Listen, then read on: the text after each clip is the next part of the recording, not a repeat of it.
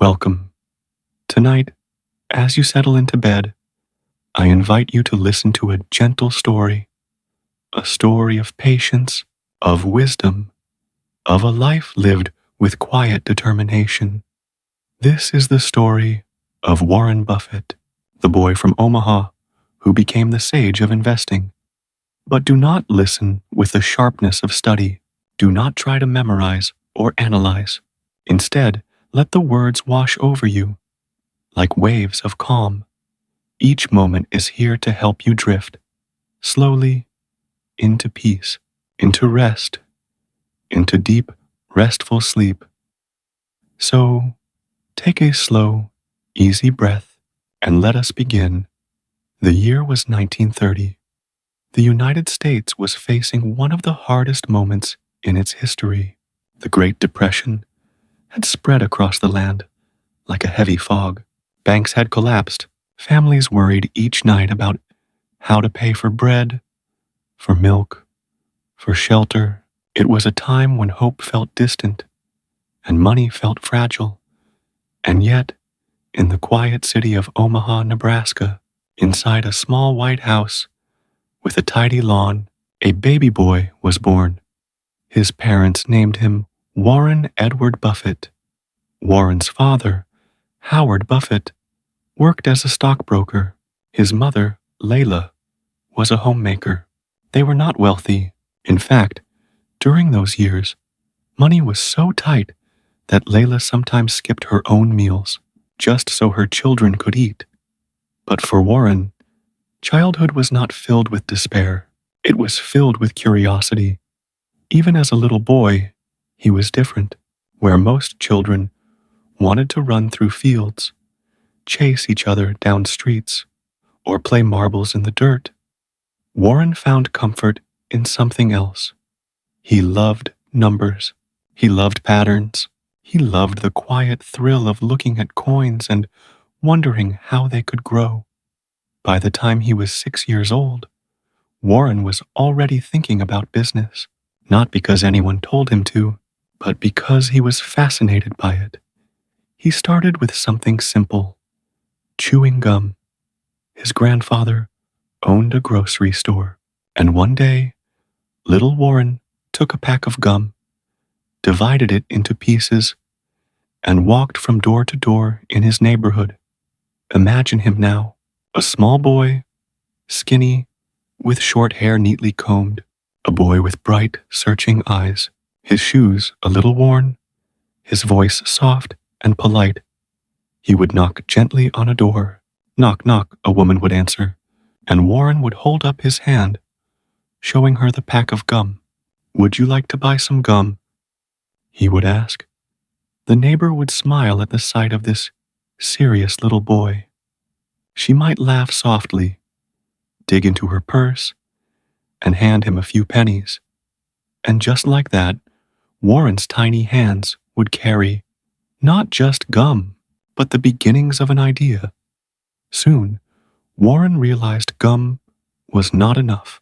If he could sell gum, he could sell other things. He tried magazines. He tried golf balls he found and cleaned up. And then Coca-Cola. On hot summer afternoons, Warren would buy a 6-pack of Coca-Cola for 25 cents. He would walk through the neighborhood, one bottle at a time, and sell them for 5 cents each, 30 cents in total, a profit of 5 cents. 5 cents. To most people, it was nothing, but to Warren, it was proof. Proof that small actions, small efforts, could grow into something larger. Proof that patience could turn a handful of coins into something more. At night, when his work was done, Warren would lie in his bed. The house was quiet. The city outside had fallen into stillness, and Warren's young mind would wander. He would think about the coins in his pocket. He would imagine them growing, multiplying, becoming larger than anyone expected. He would dream of freedom, not the kind found in running wild through fields, but the kind found in knowing how money worked. To Warren, each penny was like a seed, and seeds, if planted carefully, could one day grow into great forests. Sometimes, as he lay awake, he would whisper little questions to himself. If I save this coin, if I let it grow, what could it become? What if I kept adding, little by little?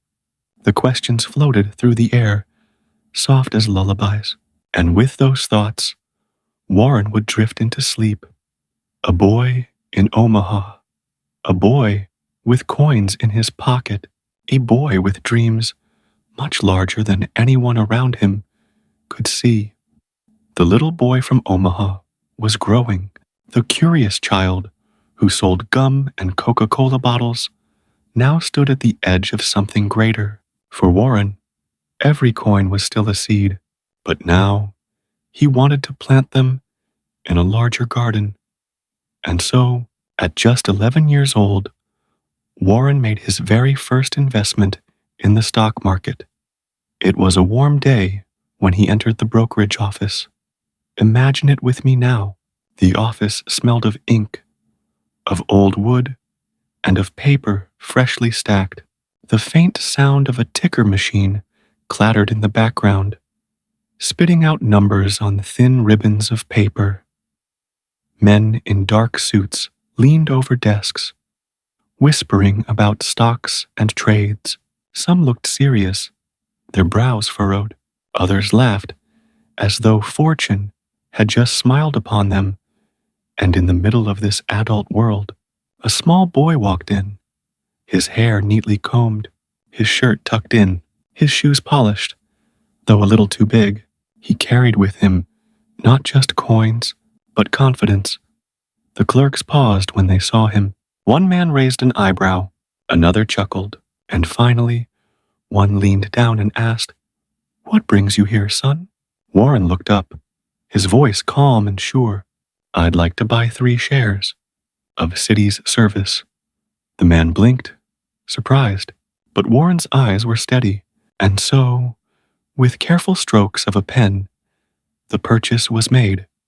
At 11 years old, Warren Buffett became a shareholder.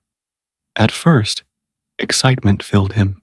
He felt tall, grown up, like he was stepping into a secret world. He held the stock certificate in his hands as though it were a treasure map. But soon, reality arrived. The stock price fell from $38 down to $27. For a boy so young, this was frightening. He imagined his savings disappearing, coin by coin, into nothingness. His heart beat faster. At night, as he lay in bed, he wondered, had I made a mistake? He could see the numbers in his head, dropping lower and lower, and yet he held on. Slowly, carefully, the price began to rise again, back to 38, then, at last, to 40. Relief swept over him. His shoulders relaxed. He sold his shares, and for a moment, he felt proud. He had survived the fall. He had walked away with a small profit. But then, something happened. The stock kept climbing. 45, 50, 60. Warren watched, stunned. If only he had waited. If only he had been patient. His reward would have been far greater. That day, Warren learned a lesson that would echo in his life for decades to come. Patience. The market rewards patience. It was not enough to be right. One had to be calm. One had to wait. Later, Warren would often repeat this wisdom in simple words. The stock market is a device for transferring money from the impatient to the patient. But back then, as a boy, it was simply a feeling, a quiet whisper in his heart that said, "Do not rush. Do not let fear decide for you. Good things take time." As Warren grew into his teenage years, he continued to experiment.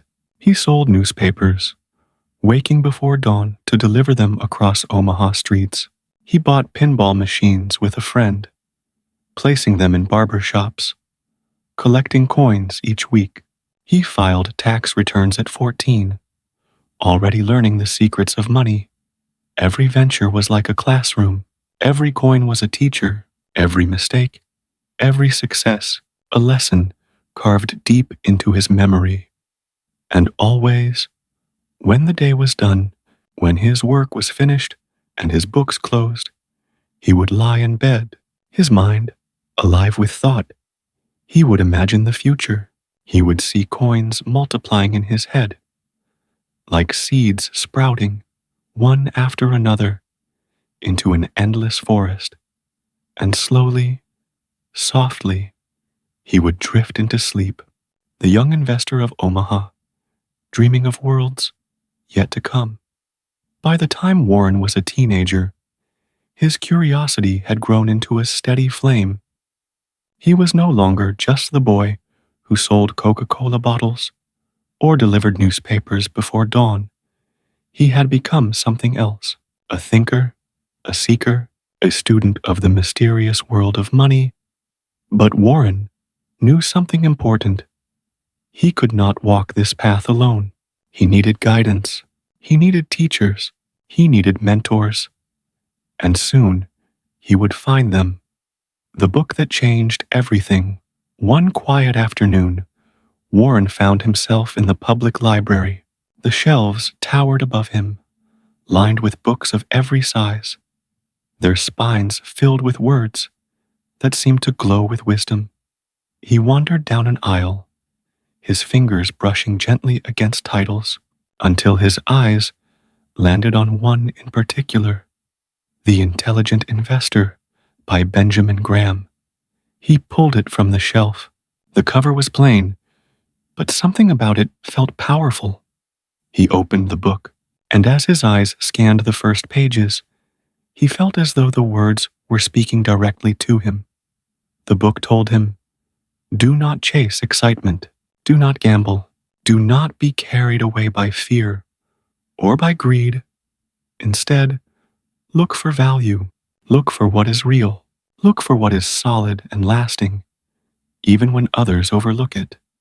The more Warren read, the more his heart quickened. Here, at last, was a voice that understood him. Here was a teacher, even though they had never met. Columbia University. Warren made a decision. He would go and study under Benjamin Graham himself. And so, he traveled to Columbia University in New York. The city was alive with noise and motion. Cars honked in the streets. Crowds rushed across sidewalks. Tall buildings stretched into the sky. But inside the classroom, there was quiet. There was order. There was wisdom. Benjamin Graham stood at the front of the room, a man of calm presence, with eyes that saw not just numbers, but truths hidden beneath them. Warren sat in the rows of students, his notebook open, his pencil steady. Every word Graham spoke, he captured like treasure. Graham's teachings investing, Graham said, is most intelligent when it is most businesslike. His voice was measured, steady, deliberate, not flashy, not rushed. Every word was chosen with care. Do not follow the crowd, he continued. The market is there to serve you, not to instruct you. Warren's eyes shone as he wrote. The lessons felt like keys, unlocking doors in his mind. Graham taught him about Mr. Market, an imaginary figure who comes to your door each day, offering to buy or sell at wildly different prices, some days eager, some days fearful. But the wise investor does not dance to Mr. Market's moods. The wise investor waits, chooses carefully, acts with patience. For Warren, these ideas were like finding home. They matched what he had already felt as a boy. That patience and calmness mattered more than excitement and speed. The young student after class, Warren, would walk through the streets of New York, his thoughts alive, his heart steady. He saw shops, offices, buildings, and he did not just see them as walls of brick and stone. He saw them as businesses, as opportunities, as living things that produced value, and that could be understood. At night, in his small room, he would sit at his desk, the hum of the city outside his window, and pore over numbers, reports, and company records. He was not chasing quick profits. He was not searching for thrills. He was searching for truth, a relationship of respect in time. Graham saw something in Warren. He saw a young man, not just eager, but deeply thoughtful, a student who did not simply memorize, but who understood. One afternoon, Warren gathered the courage to approach him.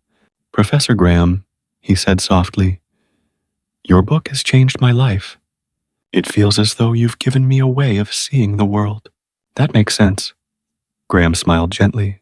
"You have the mind for it, Warren," he said. "But remember, investing is not about brilliance. It is about discipline. It is about controlling yourself when others cannot." Those words sank deep into Warren's heart, a seed of wisdom. As his time at Columbia came to an end, Warren felt changed. He had arrived as a boy with questions. He left as a man with a philosophy, the philosophy of value investing, the belief that true worth is often hidden, that patience is more powerful than panic, that wisdom is stronger than noise. The night reflections. On his last evening before leaving New York, Warren sat by the window of his small room. The city lights sparkled below him. The distant hum of cars and voices drifted upward. He thought of Graham's words. He thought of his own future. He thought of the long road ahead, stretching before him like a path into a forest. And slowly, with calm certainty, he whispered to himself, "I will follow this path. I will live by these lessons, and I will wait as long as it takes." He closed his eyes, the city fading into silence, and with dreams of patience and value, Warren drifted into sleep. Warren Buffett had returned to Omaha. The noise of New York was behind him now, the tall towers, the endless crowds, the rush of the city streets, all replaced by the quieter rhythm of Nebraska. Omaha was home. The streets were familiar, the people were kind, and yet Warren carried something new within him. He carried the lessons of Benjamin Graham. He carried the wisdom of value investing. He carried the quiet belief that patience, not excitement, was the true path to wealth. And now it was time to begin his own journey. A desk, a notebook, and a dream Warren did not start with glitter or grandeur. There was no tall office building waiting for him, no secret vault of gold to fund his dreams. He began at a simple desk, a clean sheet of paper before him, a sharpened pencil in his hand, and numbers dancing in his mind. He wrote down the names of companies. He studied their records. He searched for value, quiet value, hidden in the folds of the market. Day after day, he worked with the patience of a gardener, planting seeds, one note at a time, one thought at a time, one calculation at a time. The first partnerships. But Warren understood something important. To grow, he needed trust. He needed partners. He needed others who believed in his steady, careful way. So, in 1956, at just 26 years old, he created his first partnership. The capital? Not millions, not even hundreds of thousands. Just a little over $100,000, gathered from family and friends. 7 people believed in him. They gave him their savings, their hopes, their quiet trust.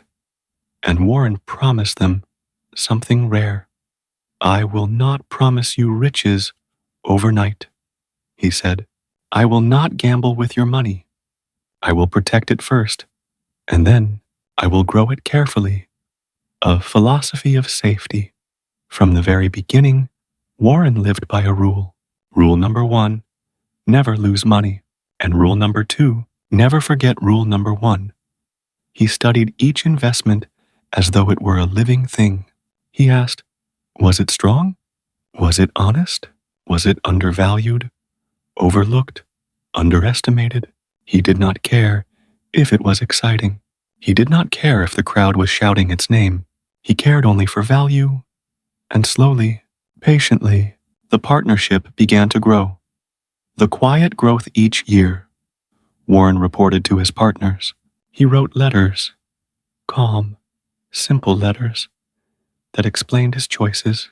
He did not hide behind jargon. He did not boast. Instead, he spoke plainly. If the market is wild, he would write, we will stay calm. If the market is fearful, we will be steady. If others rush in greed, we will wait in patience. And his partners trusted him more and more because each year their savings grew, not in sudden leaps, but in steady steps. Omaha, not Wall Street. Others expected Warren to move back to New York, to join the noise and frenzy of Wall Street, but he chose differently. He stayed in Omaha, in his modest home, in his quiet office, far from the shouting crowds of traders. This choice itself was a lesson. Greatness does not always need the loudest stage. Sometimes, the best decisions are made in silence, in places where the mind can think freely. The long evenings at night, after long days of studying companies, Warren would sit quietly in his chair. He would read. He would think. He would sip a Coca-Cola. He did not rush. He did not crave quick fortune. He trusted time. The clock ticked softly in the room. The lamp glowed gently against the pages of his books. And outside, Omaha slept under quiet stars. It was in these long, calm evenings that Warren's path began to take shape, not with fanfare, but with discipline. The guiding thought, whenever doubt came, whenever temptation whispered that he could take shortcuts, Warren returned to the same guiding thought. Be fearful when others are greedy. Be greedy when others are fearful. This was not a call to chase. It was a reminder to wait, to listen, to act only when the time was right. And so he waited, and so he acted with patience, and so his partners prospered. A small garden of trust in just a few years. Warren's little partnership grew into several partnerships. Friends told friends, neighbors told neighbors. One by one, people brought him their savings, not because he promised magic, but because he promised care. Like a gardener tending soil, he nurtured their trust, and the garden of partnerships grew. By the early 1960s, Warren was managing more than $1 million. Still small by Wall Street standards, but vast compared to the coins he once earned from selling gum and Coke bottles. And yet, he was still the same Warren, the boy who loved numbers, the young man who valued patience, the investor who sought safety before excitement. The night reflection, on many nights, after sending letters to his partners, Warren would sit quietly by the window. The streets of Omaha lay still in the darkness.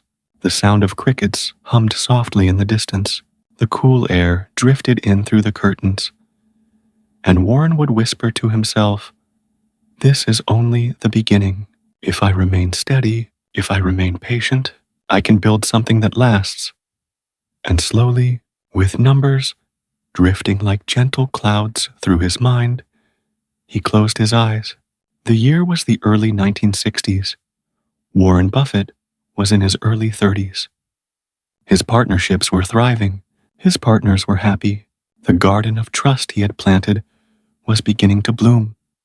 But Warren was always searching, always watching, always scanning for the hidden value others had overlooked. And one day, his careful eyes fell upon a company called Berkshire Hathaway. The old mill Berkshire Hathaway was not glamorous. It was not a shiny, new technology. It was not a company that crowds were rushing toward. It was a textile mill, an old weary company that made cloth and fabrics. Its factories were tired. Its machines rattled with age. Its workers labored hard, but the industry itself was fading. On the surface, it looked like a company with no future. But Warren did not look only at the surface. He looked deeper. Numbers in the quiet late at night, in the stillness of his small office in Omaha, Warren studied Berkshire's reports. He traced his pencil over the numbers. He whispered them softly under his breath. Book value, assets, cash flow. He noticed something others had missed. The company was worth more dead than alive. Its assets, the mills, the land, the machines, were valued higher than the stock price. It was, in Warren's eyes, a bargain, the first purchase.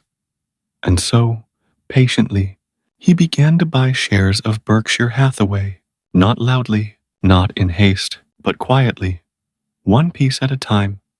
Each share was like a brick, a small piece of a structure he was building in silence. Over time, his stake grew larger and larger, until one day, he found himself in control of the company, a company with struggles. Now Warren faced a choice. He could shut down the mills.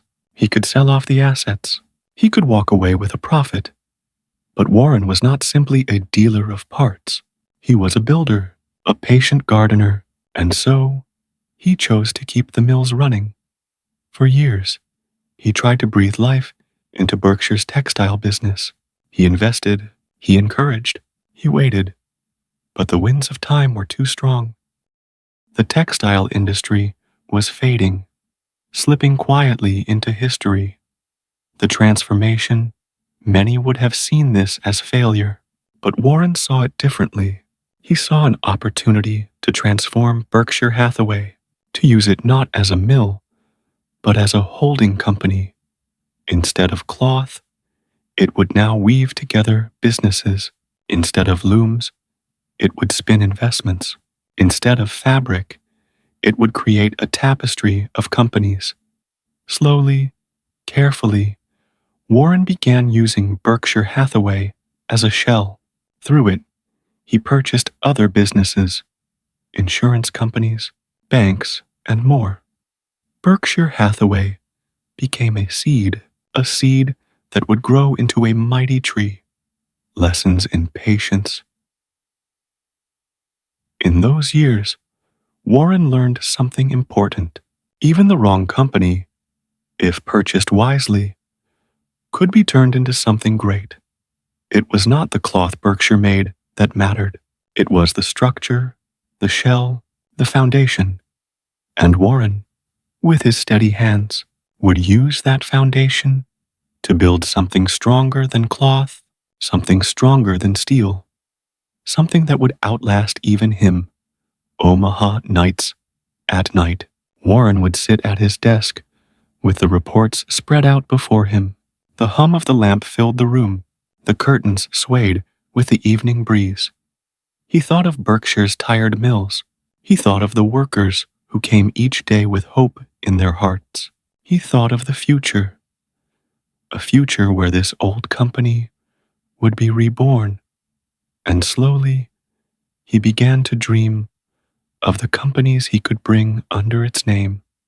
Not flashy companies, not fragile ones, but steady, strong businesses, just like the philosophy Graham had taught him.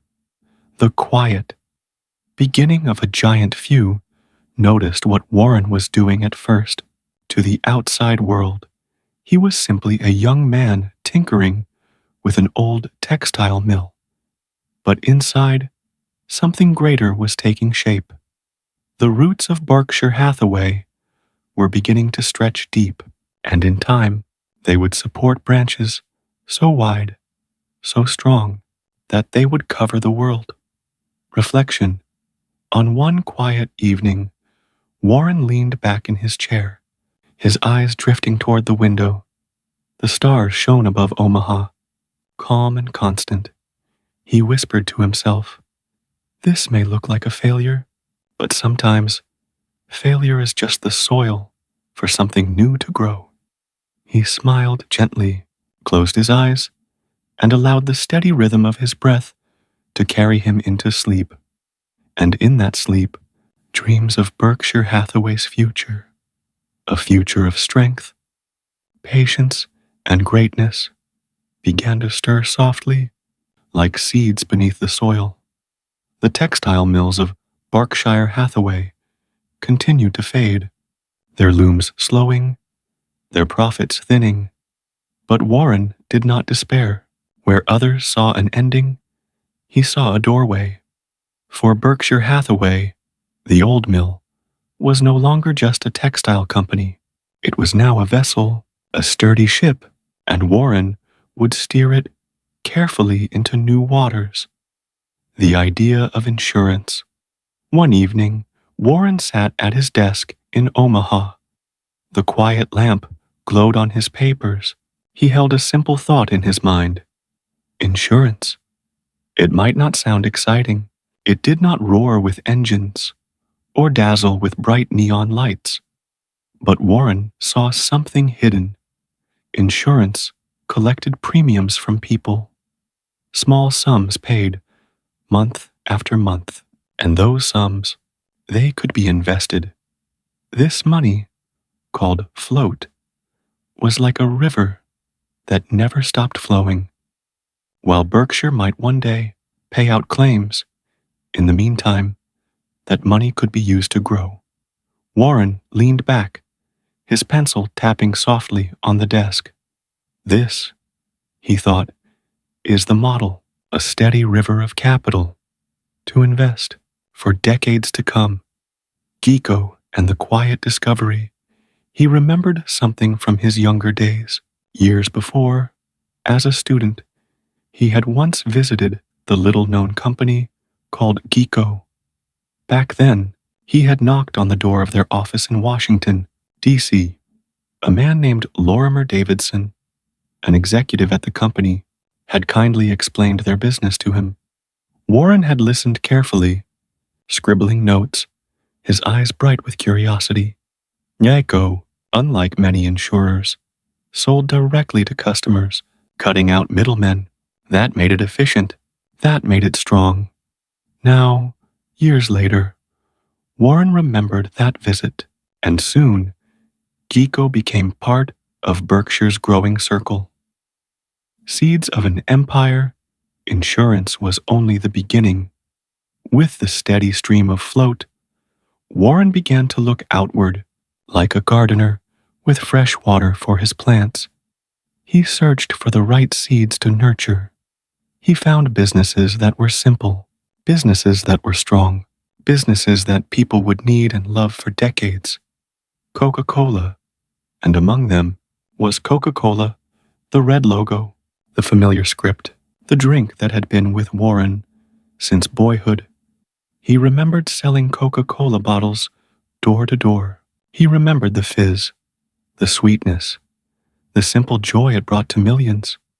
By the 1980s, Coca-Cola was already famous, but Warren looked not at its fame, but at its foundation. He saw a brand so deeply loved, so woven into daily life, that it could endure for generations.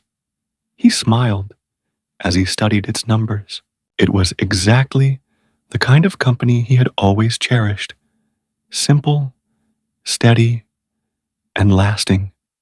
And so, Berkshire Hathaway bought Coca-Cola shares, not just a few, billions of dollars worth. It became one of Berkshire's greatest investments, a symbol of Warren's philosophy. Choose what lasts. The circle grows one by one. More businesses joined the Berkshire family. Simple, strong names, like Dairy Queen, with its soft serve cones on hot summer days, like See's Candies, with chocolates wrapped in ribboned boxes sold to families year after year, holiday after holiday, like Nebraska Furniture Mart, where Rose Blumkin, known as Mrs. B, had built a store with honesty and grit. And Warren saw not just furniture, but trust. Each company was a thread, and together they formed a tapestry, not loud, not fragile, but strong and steady and lasting. Philosophy in action at every turn. Warren returned to the lessons of his mentor: value, patience, discipline. When others rushed toward the next big thing, he waited. When others panicked, he stayed calm. When others sold in fear, he bought in courage. His guiding words echoed in his mind: be fearful when others are greedy, and greedy when others are fearful. The world watches. By now, the world was beginning to notice. Who was this quiet man in Omaha, building an empire from a failing textile mill? Who was this investor, living in the same modest house, driving the same simple car, yet commanding billions in capital? The answer was simple. He was Warren Buffett, the same boy who once sold gum on street corners, the same student who had studied Graham's book late into the night, the same man who chose patience over noise. And now, his partnerships had grown into Berkshire Hathaway, an empire not of chance, but of discipline. Night reflections. On many nights, after long days of reading reports and making decisions, Warren would sit by his window. The stars hung above Omaha. The city slept. The air was cool and still. And Warren would think of his journey, from newspapers to partnerships, from a tired textile mill to a family of businesses spanning the nation. He smiled softly, grateful not for the wealth, but for the path itself, a path of patience, a path of trust, a path that others could follow, if they too chose to walk slowly and steadily. And with that thought, he closed his eyes. The empire he had built, still growing quietly around him, rested in safe hands. The years passed, decades, like pages in a book, turned one by one. The boy who once sold chewing gum on neighborhood streets was now one of the richest men in the world. But Warren Buffett, the Oracle of Omaha, did not live like a king in a golden palace. He still lived in the same modest house in Omaha, the one he had bought in the 1950s. He still drove himself to work. He still stopped at McDonald's for breakfast, ordering a simple meal, counting coins from his pocket. Wealth had not changed his heart, and that, perhaps, was the greatest lesson of all. The teacher becomes the mentor, just as Benjamin Graham had once taught him. Now, Warren became a mentor to the world. Through his letters to Berkshire shareholders, he shared his wisdom, not in complicated language, not in the secret codes of Wall Street, but in words simple enough for anyone to understand. He spoke of patience, of discipline, of treating investing not as a game, but as the steady act of owning businesses you believe in. He reminded people that wealth was not built overnight, but over decades, that the stock market was not a casino, but a weighing machine of value in the long run. And slowly, millions came to see him, not just as an investor, but as a teacher. Friendship and partnership in those later years. Another name became forever tied to Warren's: Charlie Munger. Charlie, with his sharp mind and quick wit, balanced Warren's calm patience with bold, clear thinking. The two men laughed together, argued gently, and built Berkshire Hathaway into something greater than either could have done alone. Warren often said, "It's better to have a partner who's a little smarter than you. And together, they guided Berkshire with steady hands, turning it into one of the most respected companies in the world. Giving back, but Warren also knew something important. Wealth, no matter how vast, was not the final goal. It was a tool, a responsibility, and so he pledged to give nearly all of it away to hospitals, to schools, to foundations helping the poor and the sick. I want to give back, he said softly, because society gave so much to me. It was another lesson, quiet but powerful, that true wealth is not measured by what you keep, but by what you share. Lessons for all us. Warren grew older. He began to distill his wisdom into simple truths, lessons for anyone, whether they held billions or just a few dollars. Live below your means. Save steadily. Invest in what you understand. Surround yourself with people you trust. Be patient. Always be patient.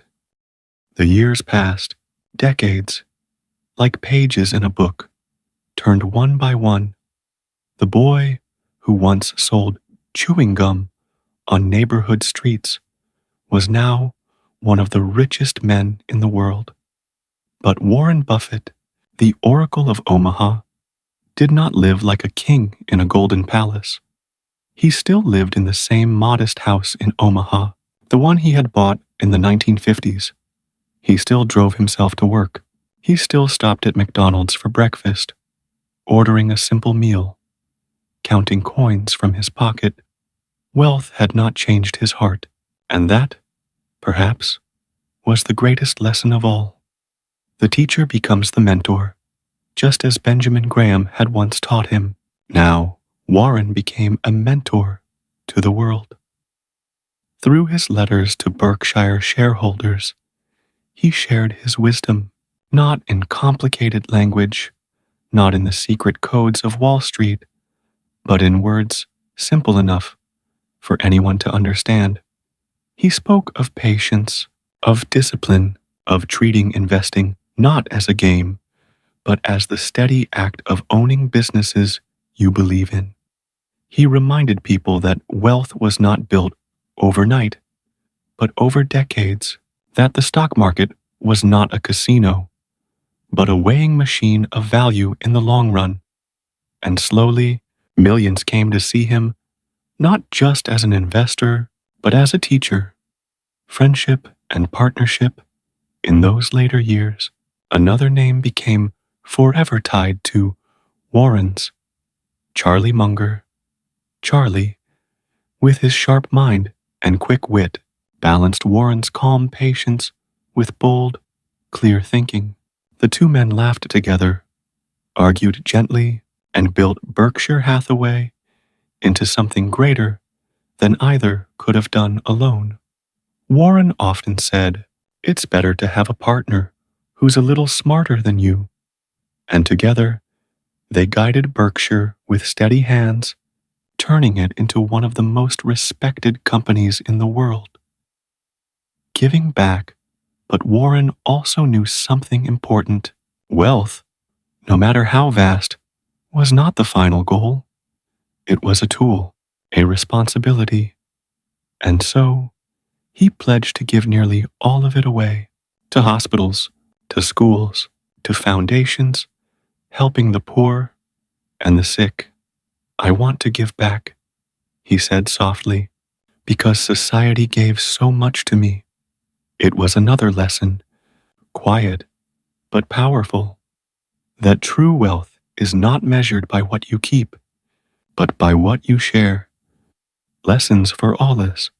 Warren grew older. He began to distill his wisdom into simple truths, lessons for anyone, whether they held billions or just a few dollars. Live below your means. Save steadily. Invest in what you understand. Surround yourself with people you trust. Be patient. Always be patient. Each lesson was like a pebble dropped into a pond, its ripples reaching far beyond Omaha. The legacy, and so, the boy who once sat in a library reading Benjamin Graham, the young man who once knocked on Gico's door, the investor who turned a failing textile mill into an empire, became a symbol of patience, a symbol of discipline, a symbol of how an ordinary life, lived with extraordinary wisdom, could shape the world. The Night Reflection. In his later years, Warren often sat quietly in his home in Omaha. The same house, the same simple room, the same gentle evening breeze through the curtains. He would think of his journey, the gum, the newspapers, the first partnerships, the mills of Berkshire, the float of insurance, the sweetness of Coca-Cola, the friendship of Charlie, the gifts to the world. And with a small, knowing smile, he would whisper, "It was never about being the richest. It was about being patient. It was about doing what made sense. It was about building something that lasts." He would close his eyes. The stars above Omaha would shine, silent and steady, like they always had. And in that silence, the legacy of Warren Buffett, a legacy of calm wisdom, would rest like a lullaby for generations to come. And so, we come to the end of Warren Buffett's journey tonight. From a curious boy selling newspapers to a wise man guiding billions, his life reminds us that patience is more powerful than haste, and that simple, steady choices can create extraordinary results. Warren's story is not just about wealth. It is about wisdom. It is about discipline. It is about trust in the quiet passage of time. As you lay here now, resting in the calm of night, let his lessons be like soft stars above you. Be patient. Be steady. Be gentle with yourself. Remember that life, like investing, is not a race to quick riches, but a journey of small steps, of choices made with care, of growth that happens quietly, day after day. So breathe deeply, let go of the noise of the day, let your body soften into rest, and allow yourself to drift, calmly, peacefully, into dreams. May Warren's story, woven with patience and quiet wisdom, carry you into a night of deep, restful, peaceful sleep. Good night.